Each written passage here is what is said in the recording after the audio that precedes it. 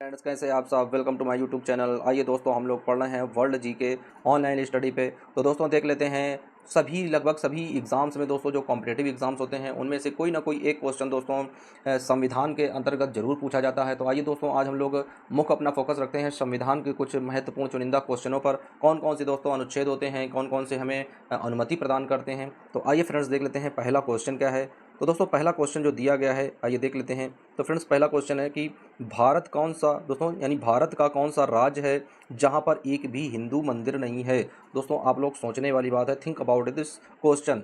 यानी भारत का कौन सा ऐसा राज्य है जहां पर कोई भी हिंदू मंदिर स्थित नहीं है। तो आप लोग अपने दिमाग से सोचें। आइए दोस्तों देख लेते हैं कि भाई ऐसा कौन सा राज्य है जहां तक अभी तक कोई भी हिंदू मंदिर नहीं बनाया गया है। तो बच्चों ऐसा राज्य है भारत में, वो एक इकलौता ऐसा राज्य है, और दोस्तों उस राज्य का नाम है लक्षद्वीप।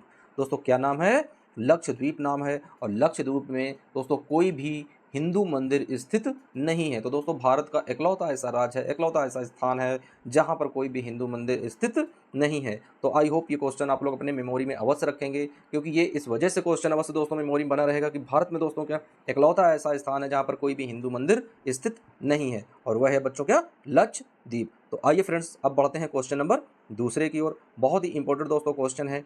क्या कह रहा है? कह रहा है कि भारत की संसद में एक भी दिन ना जाने वाला प्रधानमंत्री कौन है। तो दोस्तों भारत के कोई ऐसे भी एक प्रधानमंत्री हुए हैं जो एक भी दिन संसद भवन नहीं गए हैं। तो दोस्तों विचार करने वाली बात है कि भाई कोई ऐसा भी प्रधानमंत्री है क्या अपने इतिहास में जो एक भी दिन संसद ना गया हो। तो बिल्कुल दोस्तों एक ऐसे महान भारत के दोस्तों प्रधानमंत्री हुए हैं जिन्हें दोस्तों क्या है, किसानों का प्रधानमंत्री कहा जाता था। किससे कहा जाता था? यानी किसानों का ही प्रधानमंत्री कहा जाता था। तो दोस्तों किसानों के प्रधानमंत्री एक ऐसे प्रधानमंत्री हुए हैं जो कभी भी संसद नहीं गए, और बिना संसद जाए ही उन्होंने केवल 6 महीने के लिए दोस्तों प्रधानमंत्री बनाए गए थे अपने देश में। तो 6 महीने उन्होंने बिना संसद गए पूरा कार्यकाल बहुत ही अच्छी तरीके से निर्वहन किया था। तो दोस्तों वो कौन से ऐसे प्रधानमंत्री हैं जो एक भी दिन संसद नहीं गए थे? तो फ्रेंड्स ऐसे प्रधानमंत्री हैं स्वर्गीय चौधरी चरण सिंह जी। कौन है बच्चों? स्वर्गीय चौधरी चरण सिंह जी इकलौते ऐसे भारत के प्रधानमंत्री हैं जो एक भी दिन संसद भवन नहीं गए थे। तो फ्रेंड्स ये क्वेश्चन याद रखने योग्य है कि भाई एक ऐसे प्रधानमंत्री भी हुए हैं हमारे इतिहास में जो बिना संसद भवन गए ही 6 महीने तक उन्होंने अपना कार्य चलाया। अब आइए बच्चों बढ़ते हैं क्वेश्चन नंबर नेक्स्ट देख लेते हैं। भाई बहुत ही इंपॉर्टेंट क्वेश्चन है बच्चों। कह रहा है कि विश्व की सबसे प्राचीनतम धर्म पुस्तक कौन सी है। ये क्वेश्चन तो लगभग सभी बच्चों को पता होगा कि भाई विश्व की जो सबसे प्राचीनतम धार्मिक पुस्तक है, यानी प्राचीनतम जो धार्मिक पुस्तक है बच्चों, वो कौन सी पुस्तक है। तो ये क्वेश्चन तो सभी बच्चों को लगभग दोस्तों ये क्वेश्चन का आंसर पता होगा कि विश्व की सबसे प्राचीनतम धार्मिक पुस्तक कौन सी है। तो आइए दोस्तों देख लेते हैं कि कौन सा आंसर होगा। तो भाई आंसर है ऋग्वेद। कौन सा है दोस्तों? कि ऋग्वेद नामक जो पुस्तक है। और दोस्तों वेदों में ये सबसे पुराना वेद है। वेदों में सबसे पुराना वेद है ऋग्वेद, और यही दोस्तों सबसे प्राचीनतम धार्मिक पुस्तक मानी जाती है। तो दोस्तों वेद कितने होते हैं? तो वेद दोस्तों कितने होते हैं? 4 होते हैं। ऋग्वेद, यजुर्वेद, सामवेद और अथर्ववेद। वहीं दोस्तों आप लोगों को बता दें कि जो ऋग्वेद है दोस्तों वो सबसे प्राचीनतम वेद है, और जो सबसे नवीनतम है वो है अथर्ववेद। यानी इसमें इसे औषधियों का वेद भी कहा जाता है। क्या कहा जाता है? इसे औषधियों का वेद भी कहा जाता है। तो इस तरीके से बच्चों क्या है, कितने वेद हैं? 4 वेद हैं। अब आइए बच्चों बढ़ते हैं क्वेश्चन नंबर चौथा देख लेते हैं। भाई बहुत ही इंपॉर्टेंट क्वेश्चन है ये भी, कि भारत के किस प्रधानमंत्री की मृत्यु विदेश में हुई थी। तो दोस्तों भारत के इकलौते ऐसे प्रधानमंत्री हैं जिनका दोस्तों देहांत भारतवर्ष की भूमि में नहीं हुआ था, विदेश की भूमि में उनका देहावसान हुआ था। तो ऐसे कौन से प्रधानमंत्री हैं बच्चों? तो भारत के इकलौते one only prime minister of India जिनका दोस्तों डेथ कहाँ पर हुआ था? विदेश में हुआ था, यानी फॉरेन कंट्री में। तो दोस्तों कौन है? स्वर्गीय लाल बहादुर शास्त्री जी। तो दोस्तों कौन है? स्वर्गीय। दोस्तों यहाँ पर स्वर्गीय थोड़ा मिस्टेकेड हो गया है, आप लोग समझ सकते हैं, थोड़ा टाइप करने में दोस्तों गलत हो गया है। कौन है? स्वर्गीय लाल बहादुर शास्त्री जी हैं। इनका दोस्तों कहाँ पर हुआ था? तो दोस्तों पाकिस्तान पहले अधिकृत था ताशकंद, एक स्थान दोस्तों क्या था? ताशकंद। तो ताशकंद समझौते में गए थे। और दोस्तों सन कौन सा था? तो सन था 1966 का। दोस्तों कौन सा था सन? 1966 का सन था। और ताशकंद में लाल बहादुर शास्त्री जी की आकस्मिक मृत्यु हो गई थी, जो कि दोस्तों एक रहस्य भी बनी हुई है। अभी भी दोस्तों क्या है, लाल बहादुर शास्त्री जी की जो मौत है वह एक रहस्य बनी हुई है कि उनका देहावसान दोस्तों विदेश में इस तरह से कैसे हो गया, जो किसी को दोस्तों को जानकारी नहीं हुई। और वो शाम के अच्छे दोस्तों क्या है, समझौते ताशकंद एक समझौता हुआ था दोस्तों, उस समझौते में गए थे। तो दोस्तों जैसे शाम को अच्छे से एकदम लेटे और उसके बाद में सुबह वो अपने निवास पर मृत पाए गए। तो दोस्तों यह एक रहस्य भी बना हुआ है कि स्वर्गीय लाल बहादुर शास्त्री जी का जन्म दोस्तों क्या है, मृत्यु ताशकंद यानी कि विदेश में हुई थी। अब आइए फ्रेंड्स बढ़ते हैं क्वेश्चन नंबर नेक्स्ट देख लेते हैं भाई कि क्वेश्चन नंबर अगला कौन सा है। तो बच्चों क्वेश्चन नंबर अगला है, 5वां प्रश्न है, कह रहा कि सरकारी पदों की प्राप्ति के लिए दोस्तों क्या है, सरकारी पदों की प्राप्ति के लिए अवसर की सामान्यता, यानी दोस्तों क्या है, सरकारी पदों को प्राप्त करने के लिए सभी के लिए अवसर समान रूप से जो है वह किस अनुच्छेद में, यानी संविधान के किस अनुच्छेद में उनको रखा गया है। तो आइए बच्चों देख लेते हैं कि भाई संविधान के किस अनुच्छेद में सरकारी पदों की प्राप्ति के लिए अवसर की समानता है। तो बच्चों वो अनुच्छेद है 16। कौन सा अनुच्छेद है, तो 16 अनुच्छेद है जिसमें सरकारी पदों में अवसर की समानता रखी गई है। तो आई होप आप लोग समझ रहे होंगे। अब ज़्यादातर क्वेश्चन बच्चों हम लोग कवर करेंगे वो संविधान के थ्रू ही कवर करेंगे। तो अब आइए बच्चों बढ़ते हैं क्वेश्चन नंबर नेक्स्ट देख लेते हैं। बच्चों क्वेश्चन नंबर अगला है कि धर्म, नस्ल, जाति, लिंग या जन्म स्थान के आधार पर भेदभाव का निषेध किस अनुच्छेद में मिलता है। दोस्तों आप लोग जानते हैं कि इस समय यदि कोई आपके साथ धार्मिक या नस्ल भेदी या जातिवादक या लिंग भेद या जन्म स्थान के भेद के अनुसार यदि आपको कोई दोस्तों सता रहा हो, आपको कोई परेशान कर रहा हो, तो दोस्तों एक संविधान में एक ऐसा अनुच्छेद भी बनाया गया है कि उस अनुच्छेद के खिलाफ आप उस व्यक्ति के खिलाफ कार्रवाई कर सकते हैं। तो वह किस अनुच्छेद में मिलता है, तो दोस्तों वो जो अनुच्छेद है वह अनुच्छेद है 15, यानी अनुच्छेद 15 में यह इस तरह का वक्तव्य ज्ञात होता है संविधान के थ्रू कि यदि आपके साथ कोई भी नस्ल भेदी या जातिवादक भेदी टिप्पणी करता है तो वह उसका दोस्तों उत्तरदायी होगा। अब आइए बच्चों बढ़ते हैं क्वेश्चन नंबर नेक्स्ट देख लेते हैं। वही क्वेश्चन नंबर अगला कह रहा है कि अस्त्र शस्त्र रहित, बच्चों क्या कह रहा है कि अस्त्र शस्त्र रहित तथा शांतिपूर्वक सम्मेलन की स्वतंत्रता किस अनुच्छेद में मिलती है। तो अस्त्र शस्त्र रहित तथा शांतिपूर्वक सम्मेलन की स्वतंत्रता किस अनुच्छेद में मिलती है। तो आइए बच्चों देख लेते हैं भाई कि ये किस अनुच्छेद में है।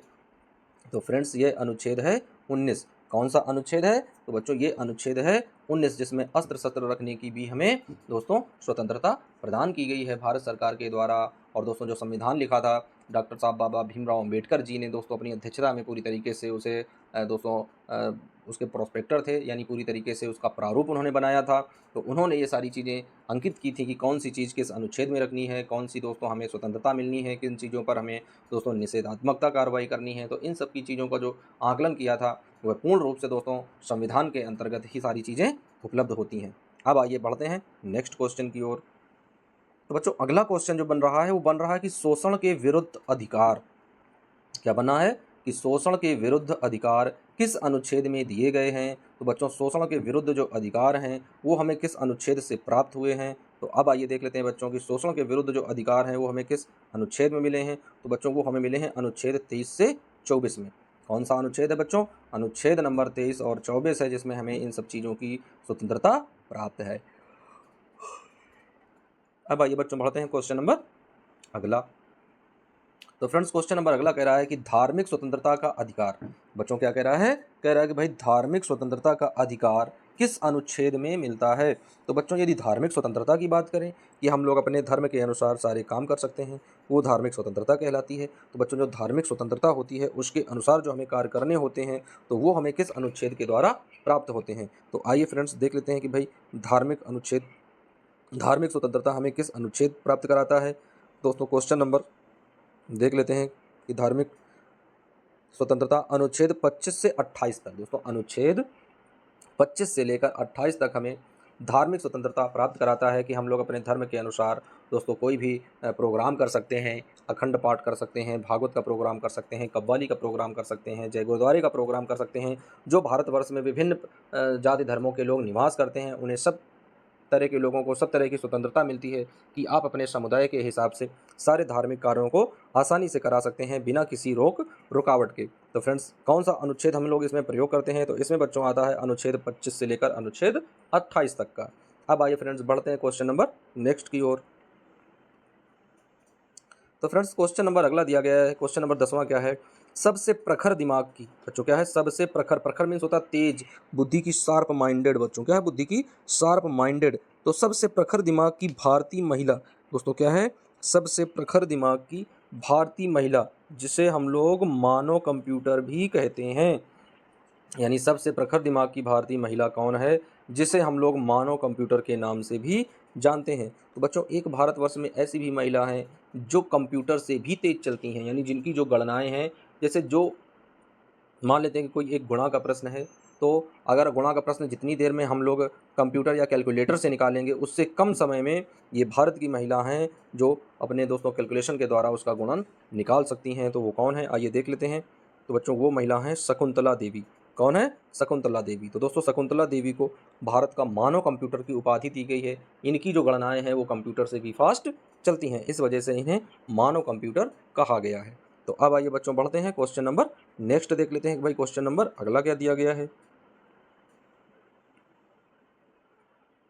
तो फ्रेंड्स क्वेश्चन नंबर 11वां दिया गया है कि व्यक्तिगत स्वतंत्रता क्या है, व्यक्तिगत स्वतंत्रता तथा जीवन की सुरक्षा किस अनुच्छेद से मिलती है। यानी व्यक्ति को दोस्तों अपनी व्यक्तिगत स्वतंत्रता, व्यक्तिगत स्वतंत्रता का मतलब होता है कि हम अपना व्यक्तिगत विचार, व्यक्तिगत रवैया, व्यक्तिगत कार्य, व्यक्तिगत व्यक्तिगत प्रोग्राम कुछ भी अपनी तरीके से कर सकते हैं। ये हमें स्वतंत्रता किस अनुच्छेद से मिलती है। तथा अपने जीवन की सुरक्षा हम लोग किस तरीके से कर सकते हैं, बॉडीगार्ड रख सकते हैं, किस तरीके से अपने जीवन की सुरक्षा के लिए लोगों को रखना है। इस तरह से बहुत सारे ऐसी चीज़ें होती हैं, बहुत सारे ऐसे मापदंड होते हैं जिससे हम अपने जीवन की रक्षा कर सकते हैं। तो ये दोस्तों हमें किस अनुच्छेद के द्वारा प्राप्त होते हैं, आइए देख लेते हैं। तो फ्रेंड्स ये सारी चीज़ें हमें मिलती हैं अनुच्छेद 21 में। कौन से, अनुच्छेद 21 यानी अनुच्छेद 21 में हमें इस तरह की सारी धारणाओं को दोस्तों स्वतंत्रता हमें मिलती है इन सभी चीज़ों को मिलने के लिए। तो बच्चों क्या है, अनुच्छेद 21 में। आइए बढ़ते हैं क्वेश्चन नंबर नेक्स्ट देख लेते हैं। बहुत ही इंपॉर्टेंट दोस्तों क्वेश्चन है, आइए समझ लेते हैं कि मनुष्य की आंख से आंसू क्यों निकलते हैं। दोस्तों यहाँ पर गलती से ये डंडा लग गया है, निकालते नहीं होंगे, निकलते हैं। यानी मनुष्य की आंख से आंसू क्यों निकलते हैं भाई, ये तो बहुत ही इमोशनल करने वाला क्वेश्चन है बच्चों कि मनुष्य की आंख से आंसू क्यों निकलते हैं। तो बच्चों आप लोग को जानते हो भाई कि जब व्यक्ति का हृदय है दुखी होता है, पीड़ा से ग्रसित होता है, कोई ऐसी दोस्तों क्या है आप लोग एकदम प्रेजेंट टाइम वाली यदि फीलिंग चाहें तो आप लोग कोई भी ब्रेकअप जैसी बात ले सकते हैं कि भाई यदि किसी व्यक्ति का हाल फिलहाल में कहीं कोई ब्रेकअप हो गया हो, तो भाई उसका तो जो हृदय है वह पूरी तरीके से सैडनेस से भरा हुआ होगा। तो इस वजह से उसकी आंखों से क्या होते हैं, आंसू निकलते हैं। लेकिन आंखों से आंसू निकलने का रीज़न क्या है, कारण क्या है, तो आप लोग कारण जानेंगे कि भाई उसको दिल है, दिल में उसके दोस्तों क्या है, दुख है, दोस्तों जो उसका दिल है पूरी तरीके से दुख से भरा हुआ है, इसी वजह से उसके आंसू निकल रहे हैं। लेकिन ऐसा नहीं है, आंसू निकलते कहाँ से हैं, हमें इस चीज़ की जानकारी करनी है कि मनुष्य की आंख से आंसू क्यों निकलते हैं। तो आइए देख लेते हैं बच्चों क्या आंसर होगा। तो फ्रेंड्स आँख में स्थित एक लयकरी मल ग्रंथि होती है। कौन सी बच्चों होती है, आँख में स्थित एक लयकरी मल ग्रंथि होती है जिसे हम लोग लयकरी मल ग्रंथि बोलते हैं। जब हम रोते हैं तो इससे दोस्तों क्या है, स्रावित होता है। क्या स्रावित होता है, एक विशेष प्रकार का पानी जो कि आंसू कहलाते हैं। यानी आँख में स्थित होती है एक लेकरी मल ग्रंथि। तो जब हम लोग रोते हैं, जब हम लोग उदास होते हैं, तब ये दोस्तों क्या है, एक विशेष प्रकार का पानी स्रावित करती है जिसे हम लोग आंसू कहते हैं, जिनमें से 99.99% फीलिंग्स होती है और केवल 1% ही पानी होता है। दोस्तों आंसू इतना ज़्यादा कीमती होता है। तो आँख में स्थित कौन सी दोस्तों ग्लैंड के द्वारा ये चीज़ें निकलती हैं, तो ये लेकरी मल ग्रंथि के द्वारा ही आंसू बाहर निकलते हैं। अब आइए बच्चों बढ़ते हैं क्वेश्चन नंबर नेक्स्ट। तो फ्रेंड्स अगला क्वेश्चन दिया गया है कि विश्व का ऐसा कौन सा देश है जहां सफ़ेद हाथी पाए जाते हैं। भाई ये बहुत ही बिंदास सा एकदम क्वेश्चन है, आप लोग जानते भी होंगे कि विश्व का ऐसा कौन सा देश है जहां पर सफ़ेद हाथी पाए जाते हों। भाई आप लोगों ने भूरे यानी ब्राउन कलर के हाथी तो देखे हैं, लेकिन सफ़ेद हाथी यदि आप लोगों ने नहीं देखे हैं तो आप लोगों को जाना होगा। और आप लोगों को कहाँ जाना होगा, आप लोगों को जाना होगा थाईलैंड, क्योंकि थाईलैंड में सफ़ेद हाथी पाए जाते हैं। तो बच्चों सफ़ेद हाथी कहाँ पर मिलते हैं, थाईलैंड में। तो अब आइए बढ़ते हैं नेक्स्ट क्वेश्चन की ओर। तो बच्चों अगला क्वेश्चन है, बहुत ही इंपॉर्टेंट क्वेश्चन है। कह रहा कि विश्व का सबसे ऊंचा बांध कौन सा है। बच्चों क्या कह रहा है, कह रहा विश्व का सबसे ऊंचा बांध भाई कौन सा है। तो बच्चों विश्व का जो सबसे ऊंचा बांध है तो वैसे तो टिहरी बांध है। कौन सा है, टिहरी बांध, आप सब लोग जानते हो। और ये कहाँ पर है, ये टिहरी उत्तराखंड में टिहरी राज्य में ही पाया जाता है। तो दोस्तों टिहरी बांध वैसे है, लेकिन जो भूकंपीय क्षेत्र में पाया जाता है, जो भूकंपीय क्षेत्र में पाया जाता है वह है भाखड़ा नागल डैम। तो कौन सा है, भाखड़ा नागल डैम। तो आइए देख लेते हैं। तो दोस्तों भाखड़ा नागल बांध जो है भारत में कहाँ पर है दोस्तों, भाखड़ा नागल बांध जो है भारत में है, पंजाब राज्य में दोस्तों क्या है, सतलज नदी के तट पर बना, यानी सतलज नदी के किनारे बना है। और दोस्तों टिहरी बांध के बाद भाखड़ा नागल बांध ही भारत का सबसे ऊंचा बांध है। और दोस्तों यहाँ पर क्या दिया गया भाई कि विश्व का सबसे ऊंचा बांध कौन है। तो दोस्तों विश्व का भी यही सबसे ऊंचा बांध है, जब भारत का होगा तो विश्व का भी यही होगा। तो दोस्तों कितना है, तो 261, दोस्तों कितना है, 261 दोस्तों ऊंचाई का है, फिट का ऊंचा ऊंचा दोस्तों जो बांध है वो टिहरी है। वैसे इसकी जो क्वांटिटी है 260.5 दी गई है, लेकिन कहीं कहीं पर दोस्तों अप्रॉक्स में 261 हम लोग लिख लेते हैं। तो वैसे दोस्तों टिहरी बांध के बाद में जो सबसे ऊंचा बांध है वो कौन सा है? भाखड़ा नागल बांध, भारत में सतलज नदी के दोस्तों तट पर बना हुआ है। अब आइए बढ़ते हैं क्वेश्चन नंबर नेक्स्ट की ओर। तो दोस्तों बहुत इंपॉर्टेंट क्वेश्चन है कि विश्व में सबसे अधिक वेतन किसको मिलता है? बच्चों विश्व में सबसे अधिक वेतन किसको मिलता है? आइए देख लेते हैं भाई, विश्व में ऐसे कौन से लोग हैं जो सबसे अधिक वेतन लेते हैं भाई। तो बच्चों अमेरिका के राष्ट्रपति को, यानी विश्व में सबसे अधिक वेतन किसे मिलता है? अमेरिकी राष्ट्रपति को। कितना मिलता है दोस्तों? यानी 2001 के बाद से, यानी 2001 के बाद से अमेरिकी राष्ट्रपति को उनके चुनावी कार्यकाल के दौरान उनकी सेवाओं के लिए प्रति वर्ष दोस्तों कितना है? प्रति वर्ष $4 लाख। दोस्तों कितना है? प्रति वर्ष $4 लाख, यानी कि भारतीय करेंसी के अनुसार 3,45,81,420 रुपये। बच्चों कितना है? 3,45,81,420 रुपये भारतीय करेंसी के अनुसार राष्ट्रपति को दिए जाते हैं, अमेरिकी राष्ट्रपति को प्रति वर्ष। तो फ्रेंड्स ये हैं सबसे ज़्यादा दोस्तों वेतन पाने वाले व्यक्ति, जो कि हैं यूएसए यानी यूनाइटेड स्टेट ऑफ अमेरिका के प्रेसिडेंट। और दोस्तों वर्तमान में अमेरिका का प्रेसिडेंट कौन है? तो आप लोगों से ये क्वेश्चन पूछा है, तो इस क्वेश्चन का आंसर आप लोग कमेंट के माध्यम से बताएंगे कि भाई दोस्तों अमेरिका का वर्तमान का राष्ट्रपति कौन है, और दोस्तों किस राष्ट्रपति को हराकर ये राष्ट्रपति बने हैं, और ये कितनी बार अमेरिका के राष्ट्रपति बन चुके हैं। तो इस तरह से क्वेश्चन आप लोगों को कमेंट में बताना है कि ये किस तरीके से आंसर इसका होगा। तो आइए बच्चों इस तरीके से हम लोग इन क्वेश्चंस को सॉल्व करते हैं। अब आइए देख लेते हैं एक सबसे ज़्यादा इंपॉर्टेंट जानकारी। तो दोस्तों सबसे ज़्यादा इंपॉर्टेंट जानकारी क्या है कि ऐसी रोचक और ज्ञानवर्धक जानकारी प्राप्त करने के लिए subscribe to my YouTube channel SCC classes 01। तो दोस्तों भरोसे और विश्वसनीयता का एक ही प्रतीक है SCC क्लासेस 01। तो दोस्तों आप लोग जीके के लिए अवश्य SCC क्लासेस 01 को सब्सक्राइब करें, और जो भी वीडियो आप लोगों को अच्छे लग रहे हैं उनको शेयर अवश्य करें। तो मिलते हैं बच्चों फिर किसी नए वीडियो के साथ, जब तक के लिए बच्चों जय हिंद, टेक केयर, वंदे मातरम।